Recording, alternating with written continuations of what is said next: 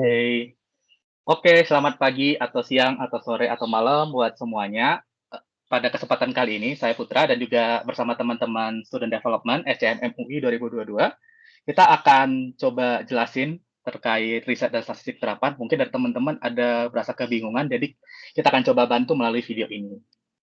Untuk secara umum, kalau kita bisa lihat bahasannya akan seperti ini ya. Jadi kita akan bahas tentang apa itu riset dan statistik, terus juga kerangka-kerangka umumnya, dan juga kita mulai masuk ke aspek-aspek penting, misalnya research design, terus juga pengukuran, mungkin juga nanti ke aspek gimana cara kita mengambil data, dan juga kita akan coba menghubungkan semua materi itu dengan ujian yang dilakukan pada semester lalu. Oke, mari kita mulai ya.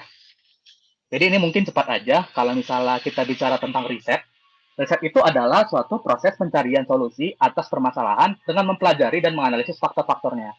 Jadi ketika kita melakukan sebuah riset, berarti kita harus menentukan nih apa masalah yang ingin kita selesaikan. Dan kita melakukan pendekatan-pendekatan yang berbasis fakta dan juga berbasis finding, dan juga kita mencari apa yang menjadi solusi atas permasalahan tersebut berdasarkan fakta-fakta objektif.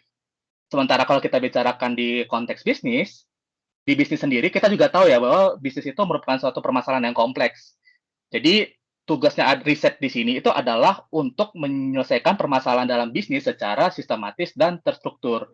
Masalah bisnis itu bukan juga tentang revenue, bisa jadi tentang marketing, bisa juga tentang market research, mungkin teman-teman udah familiar, dan juga terkait dengan SDM, misalnya terkait dengan kinerja dan lain-lain.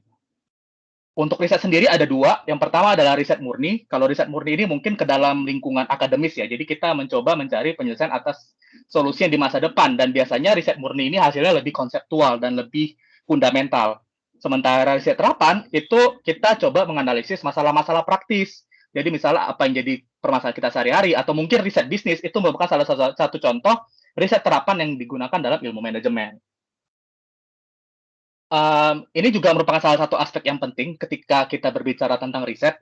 Dan kalau dari pengalaman-pengalaman sebelumnya, ada ujian yang menanyakan terkait tentang etika riset.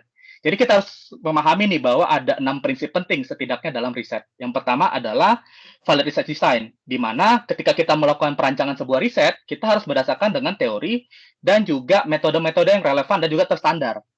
Terus yang kedua adalah competence of researcher. Maksudnya apa? Jadi ketika kita melakukan penelitian, kita harus memastikan bahwa kita memiliki kompetensi, bukan hanya terkait keilmuannya, tetapi tentang metode yang akan kita gunakan dalam riset tersebut.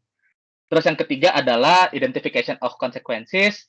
Tujuannya apa? Karena ya dalam namanya juga permasalahan dan solusinya itu tidak ada yang 100% menghasilkan benefit. Tapi tujuan kita adalah ketika melakukan riset, kita harus meminimalisir resiko, dan di saat bersamaan kita harus bisa memaksimalkan manfaat dari penelitian tersebut. Terus untuk selection of subject, kita harus memilih subjek yang tepat untuk penelitian. Terus voluntary informed consent ini juga merupakan satu yang penting. Kita harus tahu aturan-aturan dalam um, pemilihan objek, terutama ketika manusia. Misalnya ketika ada riset yang target anak di bawah umur, kita juga harus pada izin pada orang tuanya. Terus ada aspek yang bisa kita disclose atau aspek yang kita bisa buka secara umum. Dan yang terakhir adalah compensation of injury.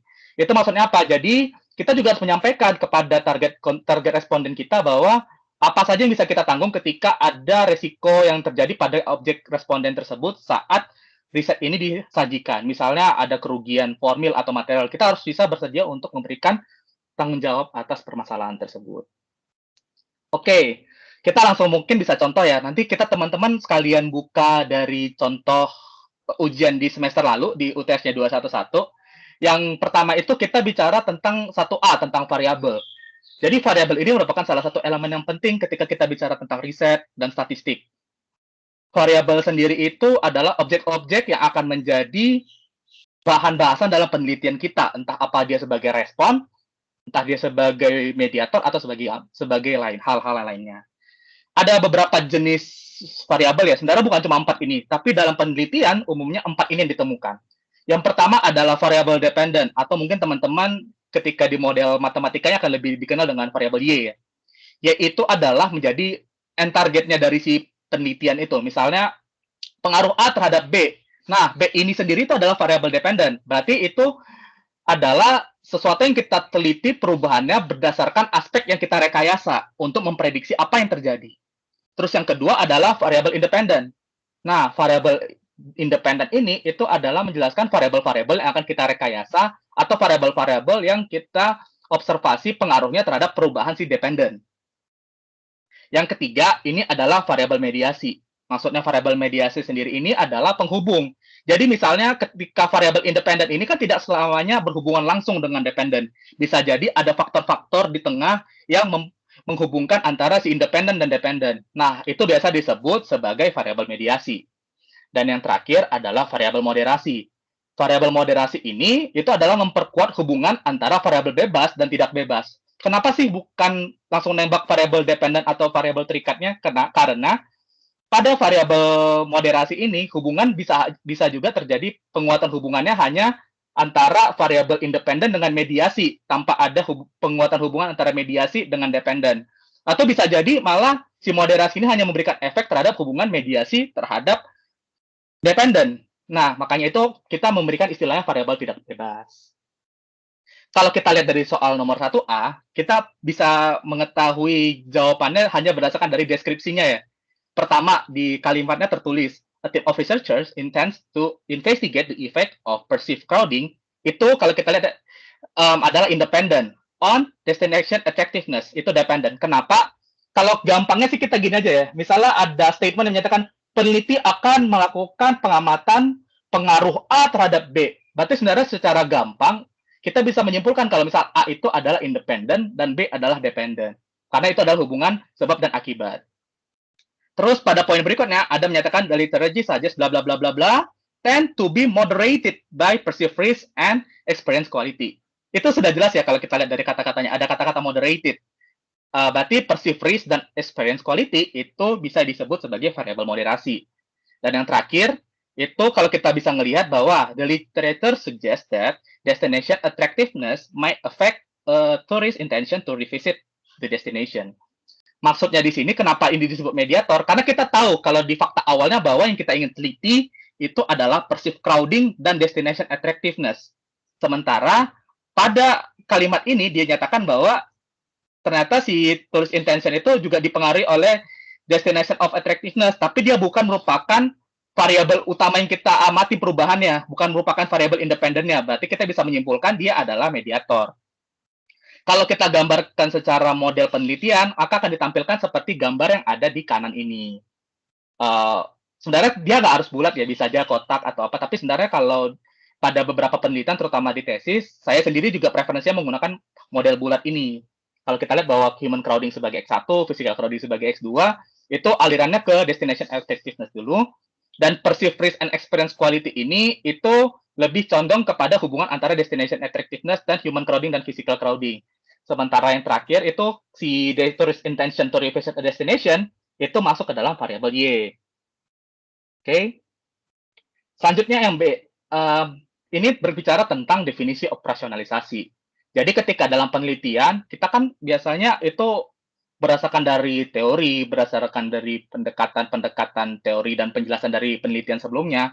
Nah, aspek-aspek itu dan konsep-konsep itu perlu kita jelaskan sebagai hal yang akan kita ukur untuk menilai seberapa besar variabel-variabel yang kita uji. Maka kalau kita bicara ya definisi operasionalisasi itu menjelaskan terkait konsep dari variabel yang kita gunakan, apa dimensi yang kita gunakan, dan indikator apa saja yang digunakan untuk mengukur suatu variabel. Dalam buku sendiri sebenarnya ada pendekatan yang sangat menarik ya. Kita menggunakan CDE, Concept, Dimension, and Element. Konsep itu berbicara adalah dari definisi dari suatu variabel, atau misalnya kalau misalnya kita bicara itu adalah definisi konseptual, atau misalnya kalau kita bicarakan misalnya stres adalah titik. Nah, itu bisa kita gambarkan sebagai suatu konsep. Nah, dari konsep sendiri itu biasanya diturunkan menjadi dimensi-dimensi yang mengukur si variabel tersebut. Misalnya, tadi kita jelaskan kalau misalnya contohnya stres. Stres itu dapat diukur dengan dimensi seperti ini. Misalnya dimensinya adalah kecemasan atau seperti apa. Nah, itu bisa disebut sebagai dimension. Dan yang terakhir adalah elemen, di mana elemen ini itu adalah poin-poin yang biasa dimunculkan sebagai butir pertanyaan dalam kuesioner. Dalam konteks menjawabnya ini sebenarnya kita penting untuk melakukan studi literatur yang jelas ya ketika kita menetapkan alat ukur. Jadi biasanya untuk menjawab ini lebih gampang dengan menggunakan tabel, di mana konsep ini bisa kita jadikan sebagai definisi konsep, terus pada tabel berikutnya kita jelaskan terkait dimensi-dimensinya. Nah, dari dimensi itu juga dipecahkan menjadi poin-poin butir pertanyaan dalam kuesioner. Seperti itu. Terus yang ketiga, pada nomor 1C, itu menanyakan terkait teori dan hipotesis. Teori dan hipotesis ini juga tidak kalah penting dalam penelitian, di mana teori sendiri itu adalah konsep, definisi, dan proposisi yang terhubung secara sistematis untuk menjelaskan atau mendefinisikan suatu fenomena. Jadi kalau gampangnya mungkin teman-teman yang sudah pernah ngerjain skripsi, gampangnya itu ada di bab 2 ya. Jadi kita menjelaskan teori-teori yang menunjang dari model penelitian kita. Sementara hipotesis sendiri itu adalah pernyataan tentatif, namun dapat diuji, yang memprediksi apa yang Anda harapkan dan akan ditemukan dalam data empiris Anda. Jadi ini adalah sebagai sebuah statement dari peneliti tentang apa yang sebenarnya ingin diuji dalam penelitian ini dan apa yang ingin kita buktikan. Kalau kita hubungkan secara garis lurus bahwa peran teori dan hipotesis ini saling berkaitan ya. Karena sebagaimana kita ketahui bahwa ketika kita ingin melakukan sebuah penelitian, kita juga harus menggunakan teori. Begitu juga di hipotesis, karena salah satu elemen penting dalam hipotesis itu adalah testable atau dapat diuji. Bagaimana sih kita bisa memastikan atau bukan bisa memastikan ya, tapi kita bisa meyakinkan diri kita bahwa ini bisa diuji adalah dengan menggunakan studi literatur. Jadi kita akan mengembangkan tadi ya operational definition untuk menguji variabel kita itu berdasarkan teori yang sudah berkembang. Kalau saya ngambilnya ini dari Cooper dan Schindler, bukunya pada tahun 2014. Selanjutnya, kita masuk ke nomor 2. Nah, di nomor 2 mungkin teman-teman bisa lihat ya, itu ada terkait namanya random assignment and group matching. Kalau kita bicara random assignment dan group matching, ini itu lebih biasa diterapkan dalam suatu eksperimen, di mana peneliti ini ingin menetapkan kombinasi apa yang cocok untuk menggambarkan mengelompokkan si variabelnya secara ekivalen, bukan secara sama ya. Jadi kita melihat bisa dari berbagai aspek, misalnya dari convenience atau misalnya mungkin dari proporsi, kita bisa menggunakan seperti itu. Pada soal yang kita lihat di nomor 2A, bahwa sebenarnya ada 3 aspek yang si respondennya itu terdiri dari 3 kelompok. Yang pertama dari gender sendiri, ada laki-laki dan perempuan. Terus dari latar belakang pendidikan. Nah, itu adalah dari diploma, terus bachelor atau sarjana, dan terakhir adalah master. Yang terakhir adalah marriage status, itu adalah single dan married. Karena kita ingin merancang penelitian dengan menggunakan faktorial 2 kali 2, maka kita perlu mengelompokkan salah satunya. Jadi kalau saya sih sebenarnya menggabungkan si gender dan juga si education. Jadi kalau bisa kita lihat contohnya JE itu saya kodifikasi sebagai A. Misalnya, male yang lulusannya diploma saya kasih kode A1, male dengan bachelor saya kasih A2, male dengan master saya kasih A3, dan begitunya seterusnya. Sementara untuk status, saya berikan kode single B1 dan married B2. Jadi kita bisa ngelihat ya ada kombinasi-kombinasi, misalnya A1 B1, A1 B2, dan seterusnya. Kalau kita buat dalam perancangan akan seperti ini. Seperti mana yang kita tahu di soal bahwa male dan female itu dibagi menjadi 80 male dan 120 female. Dan dari masing-masing itu kita bisa tahu ya kalau misalnya ada diploma, ada bachelor, ada master. Kalau saya sih ketika mengerjakan ini, saya mencoba dengan menggunakan pendekatan proporsi ya. Jadi misalnya nih, kalau saya tahu jumlah diplomanya itu ada 40, sementara male banding female-nya itu adalah 80 banding 120. Jadi saya memecah si diplomanya yang jumlahnya 40 itu menjadi persentasenya, proporsi dari total populasi. Misalnya 40, berarti kan kalau 80 per 120 itu berarti 40% populasinya itu male ya. Berarti saya bagi aja. Berarti diploma male itu ada 16, terus ada male bachelor juga saya bagi jadi 56, masternya 8. Dan kalau kita ngelihat nanti pembagiannya ketika dijumlahin harusnya diplomanya jumlahnya sama ya, misalnya 40. Terus bachelornya harusnya 140 dan masternya harusnya 20. Selanjutnya ketika melakukan begitu juga dengan ketika si diploma ini kita pecah lagi menjadi single dan married. Itu ada 13 dan 3, dan terus 4, 5, dan 11, dan pengelompokannya akan melakukan seperti itu hingga kita dapatkan total sesuai yang kita kelompokkan. Jadi kita dapat pengelompokan berdasarkan kodifikasi yang ada di bagian sebelumnya. Itu. Terus Selanjutnya kita bicara tentang unit of analysis. Kalau di soal itu berkaitan dengan nomor 2B.1. Kalau bisa didefinisikan sendiri, unit analysis ini penting ketika kita pengen mengetahui ukuran skala sampel apa yang mau kita gunakan untuk melakukan pengujian pada penelitian kita. Sebenarnya untuk pengelompokan sendiri ada macam-macam ya. Misalnya ada pengelompokan individu atau satu orang. Ini yang mungkin paling biasa digunakan ketika kita melakukan surveinya itu untuk mengetahui individual behavior. Terus misalnya kedua ada diets atau pasangan. Ini misalnya kita pengen mengetahui tren pada pengaruh pernikahan terhadap misalnya terhadap terhadap brand perspektif misalnya. Kita bisa menggunakan diet. Terus bisa juga dan kelompok. Itu misalnya kita pengen menguji tim effectiveness, terus juga bisa menggunakan organisasi ketika kita ingin membandingkan performa antar organisasi, terus juga kita bisa menggunakan industri ketika kita ingin membandingkan sebenarnya performa keuangan atau misalnya dampak pandemi terhadap masing-masing industri. Berarti unit of analysis kita adalah industri. Dan yang terakhir adalah geografis. Ketika misalnya kita, gampangnya nih, ketika kita pengen mengetahui tingkat COVID di seluruh dunia. Berarti kita biasanya menggunakan geografis kan, karena data yang kita coba teliti itu adalah data-data yang bersifat geografis. Perbandingannya itu adalah antar negara atau misalnya antar provinsi atau misalnya antar kabupaten. Kalau kita bisa ngelihat pada artikel pada 2B, kita tahu ya kalau misalnya si Budi ini itu diminta untuk meneliti tingkat financial literacy pada penduduk dengan penghasilan rendah. Kalau kita lihat ya, di Kota Depok, dari data itu kita tahu sebenarnya bahwa tidak ada perbandingan yang diminta misalnya per kecamatan atau per kelurahan, terus juga tidak ada minta perbandingan antara kelompok si orang yang tidak mampu dengan orang yang mampu. Berarti sebenarnya kalau kita bisa bicara unit analisisnya kita adalah bisa menggunakan unit analisis tingkat individu. Cuman ini kembali lagi ya ke teman-teman, kita harus melihat konteksnya. Sebenarnya penelitian ini akan cocok seperti apa. Next. Selanjutnya adalah random sampling method. Sebenarnya sampling itu dibagi dua ya, ada random sama ada yang non random ya, yang nggak random. Tapi umumnya kita menggunakan random karena sebenarnya hasilnya akan lebih akurat dan sebenarnya lebih bisa diandalkan ketika kita menggunakan random. Jadi kalau kita bicara tentang simple random sampling ini juga random sampling ini juga dibagi dua ya, ada probability dan non probability sampling. Tapi kalau pada soal ini kita akan lebih fokus kepada yang probability sampling. Jadi yang pertama itu ada simple random, terus ada sistem sample random ini gampang. Jadi misalnya kita ada berapa populasi nih, misalnya ada 100, kita cuma butuh 20, ya udah kita ngambilnya random aja dan semua orang itu punya peluang yang sama. Berarti ketika kita punya populasi 100 dan kita ngambil 20, berarti peluang setiap orang untuk dipilih itu adalah kurang lebih 1:5 ya kalau nggak salah, 1:5.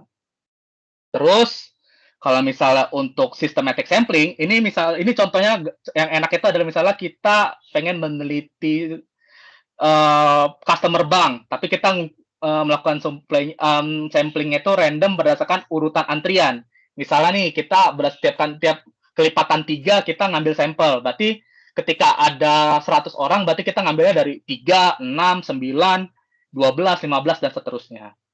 Terus kalau cluster sampling ini adalah ketika sudah ada kelompok-kelompok yang terbentuk, terus kita melakukan proses penyeleksian individu yang menjadi bagian dari populasi. Jadi misalnya kalau misalnya geografis, ada orang A, ada geografis A, B, dan C. Jadi kita ngambilnya berdasarkan geografis itu secara random.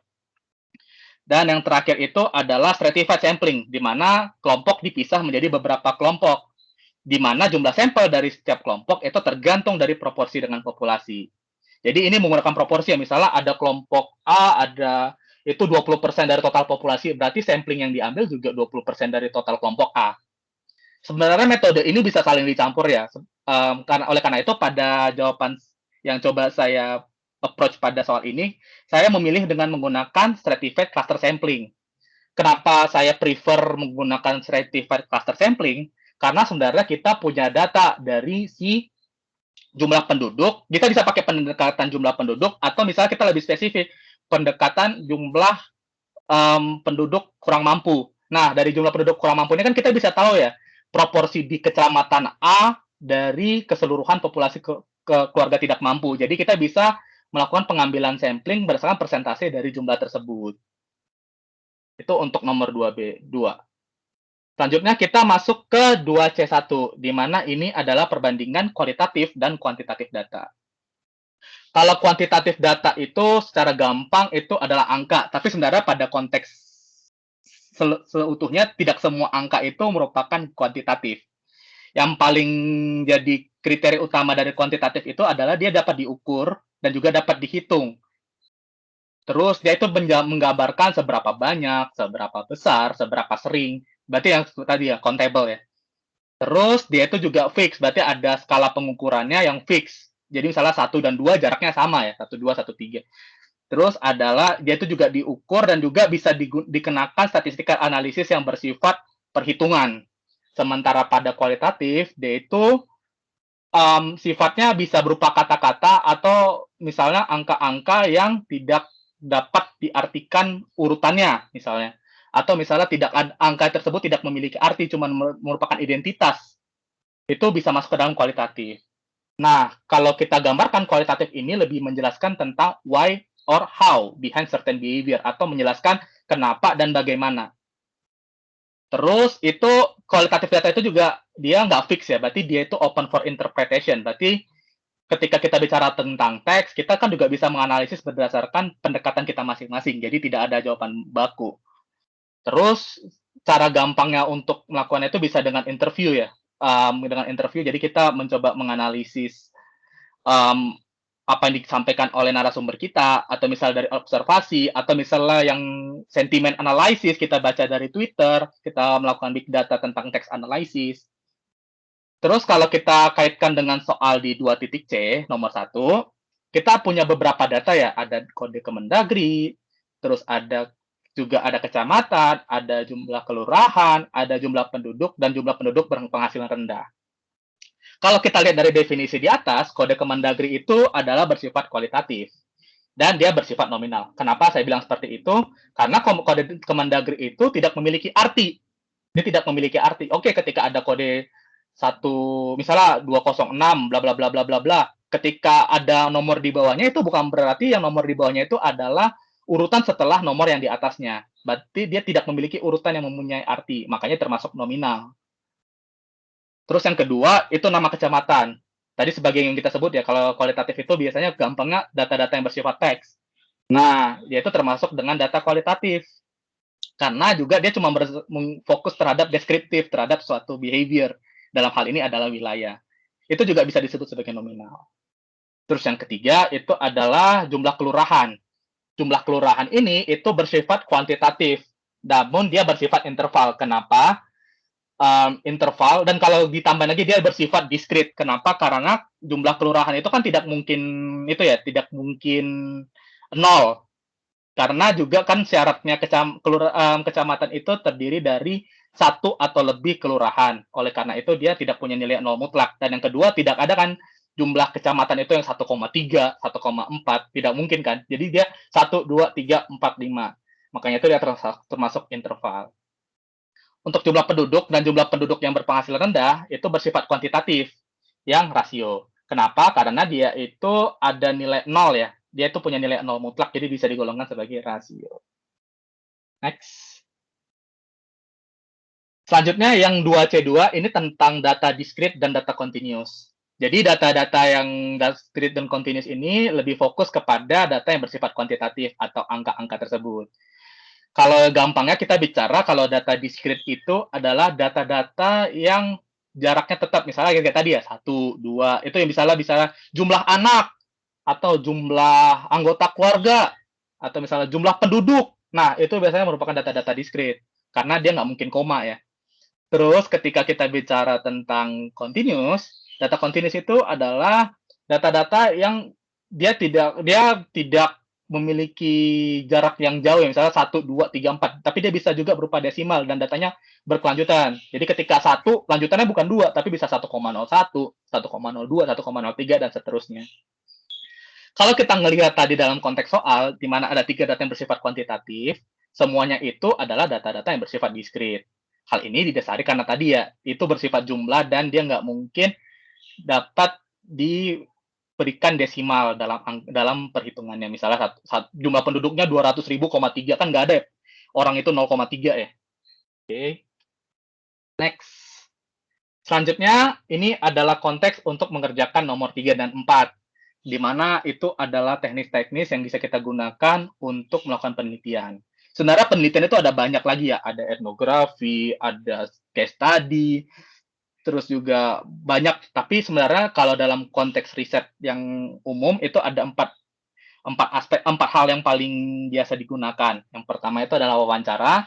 Wawancara ini juga belum tentu bersifat wawancara satu lawan satu ya. Bisa jadi FGD. FGD itu juga bisa digolongkan sebagai wawancara. Terus juga kalau kita bisa bicara di wawancara ini juga tidak harus tatap muka, tapi kita juga bisa menggunakan telepon atau misalnya kita sekarang ketika pandemi menggunakan video conference, itu menggunakan wawancara. Terus yang kedua adalah observasi. Nah, observasi ini kita itu melakukan pengamatan langsung. Pengamatan langsung. Nah, ini kalau kita bicara tentang observasi, itu ada beberapa, kita bisa membedakan observasi berdasarkan beberapa aspek. Yaitu pertama dengan kontrol. Kita itu sebenarnya mengontrol objek yang kita amati atau enggak nih. Itu juga bisa menjadi pembeda antara observasi yang kita gunakan. Terus yang kedua, apakah kita sebagai pengamat itu masuk ke dalam kelompok yang diamati atau enggak? Misalnya kita masuk ke dalam populasi itu, kita ikut terlibat enggak di dalam lingkungan yang kita observasi, atau sebenarnya kita berada dari sudut pandang luar. Itu juga pembeda dari metode observasi. Yang ketiga itu adalah struktur. Apakah kita struktur, atau semi-structure, atau unstructure. Yang keempat, penyembunyian pengamatan. Jadi, kalau maksudnya ini adalah apakah kita sebagai pengamat itu sebenarnya ikut apakah si yang orang yang kita observasi itu bisa tahu kalau kita sedang mengamati dia atau kita melakukan pengamatan secara tersembunyi. Itu juga menjadi pembeda dalam metode observasi. Terus yang ketiga adalah kuesioner. Nah, kalau wawancara tadi kita kan bersifatnya langsung ya, tanyanya langsung. Kalau kuesioner ini kita menyebarkan question or set of question, pertanyaan atau pernyataan tertulis yang dirumuskan. Ini biasanya juga paling umum digunakan ya kalau misalnya adalah penelitian-penelitian. Untuk pertanyaan sendiri dapat dibagi dua. Itu adalah pertanyaan terbuka. Pertanyaan terbuka ini untuk apa? Pertanyaan terbuka ini jadi kita punya satu pertanyaan dan si responden itu bebas menuliskan apapun yang menjadi perasaan dia tanpa perlu diberikan standarisasi. Jadi dia misalnya dia mau disuruh ceritain fenomena A, ya udah dia ceritain aja. Sementara kalau pertanyaan tertutup, fenomena tersebut kita ukur dalam skala-skala. Misalnya, bagaimana pendapat Anda terhadap A? Misalnya kayak skala Likert tuh, sangat setuju, setuju, normal, tidak setuju, sangat tidak setuju. Itu adalah contoh pertanyaan tertutup. Dan yang terakhir adalah eksperimen. Eksperimen sendiri ini juga salah satu metode yang umum ya, yang digunakan. Jadi kita itu menggunakan rekayasa suatu lingkungan. Nah, lingkungan sendiri itu bisa dibagi dua. Jadi rekayasanya itu kita bisa lakukan pada lingkungan buatan, atau kita misalnya menggunakan lab eksperimen, atau misalnya kita melakukan eksperimen yang langsung berinteraksi dengan lingkungan alaminya tanpa kita membuat suatu setting tertentu, settingan buatan, atau yang disebut dengan eksperimen lapangan. Terus untuk aspek penting dalam penelitian lainnya, terutama dalam konteks kuesioner itu adalah validitas dan reliabilitas. Hal ini menjadi penting dalam penelitian dan ini merupakan dua hal yang paling menjadi batasan sebelum penelitian itu dapat dilanjutkan atau enggak. Jadi ini adalah preliminary testing sebelum kita bisa melanjutkan ke kuesioner atau penelitian kita lanjutannya. Untuk reliability sendiri itu berbicara tentang konsistensi dari serangkaian pengukuran atau serangkaian alat ukur. Nah, kalau kita bicara maksudnya apa sih reliability ini? Misalnya kita ngelakuin tes pada waktu ini dengan waktu berikutnya itu memberikan hasil yang konsisten. Itu juga disebut dengan namanya prinsip stability, konsistensi across time. Terus yang kedua adalah reproducibility, konsistensi between observers. Misalnya kita punya satu set kuesioner. Misalnya ketika orang A dan orang B sebagai peneliti itu bisa menghasilkan hasil yang konsisten. Itu namanya reproducibility. Terus yang ketiga adalah homogeneity. Misalnya adalah konsistensi between different measures of the same concept. Jadi maksudnya apa? Ketika kita misalnya menjelaskan fenomena A dalam dua setting yang berbeda, misalnya pada segmen pasar A dan B. Bukan berarti hasilnya harus sama, tetapi kedua lingkungan ini harus dapat menjelaskan fenomena yang sesuai dengan tujuan dari si penelitian tersebut. Dan yang terakhir adalah akurasi ya. Kita bicara tentang keakuratan kita ketika reliability. Terus yang kedua adalah validity atau validitas. Nah, ketika tadi reliability itu tentang lebih fokusnya ke reproducibility atau misalnya ke kemampuan untuk pengulangan tes, validitas ini berbicara tentang bagaimana si pengukuran itu bisa menggambarkan fenomena yang sebenarnya atau seberapa akurat si alat ukur ini dapat menjelaskan fenomena yang sedang diukur. Untuk validity sendiri sebenarnya ada banyak contohnya bisa phase atau apa, tapi umumnya dibagi dua, ada pragmatic, ada construct.